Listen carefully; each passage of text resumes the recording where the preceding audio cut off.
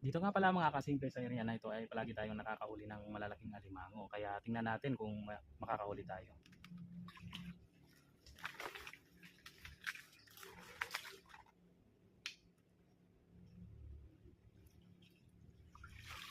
O yun, at paldo.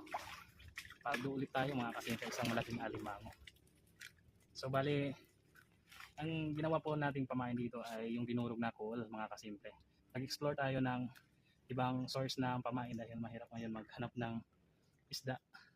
Palagi kasing umuulan at palaging baha.